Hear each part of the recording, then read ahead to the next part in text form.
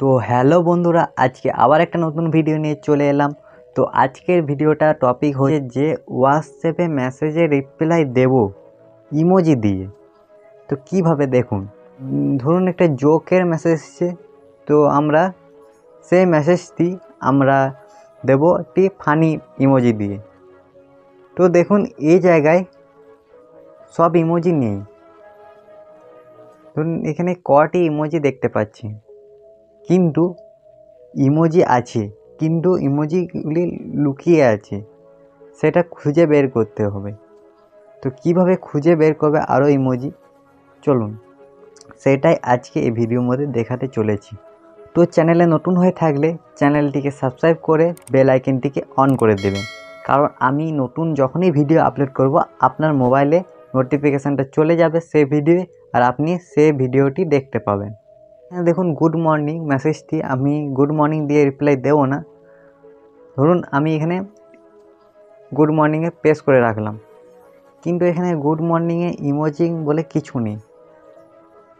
তার জন্য দেখুন এখানে প্লাস চিহ্ন, সেটার মধ্যে ক্লিক করবেন।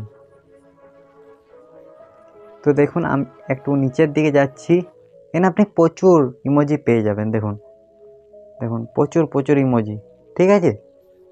তো আমি দেখুন দেখুন দেখুন এখানে আরও দেখুন প্রচুর ইমোজি, দেখুন এখানে প্রচুর ইমোজি রয়েছে। ওকে, দেখুন খাবার ইমোজি রয়েছে। তো দেখুন আমি গুড মর্নিংয়ে রিপ্লাই দেব একটি চা দিয়ে।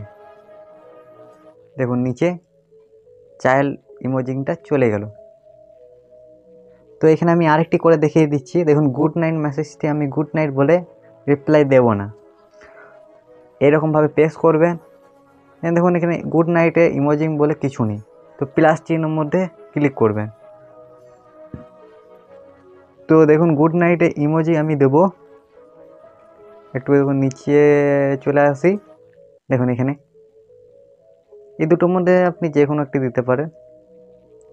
তো দেখুন গুড নাইটে ইমোজি বলে আমি এটা দিচ্ছি, ঠিক আছে।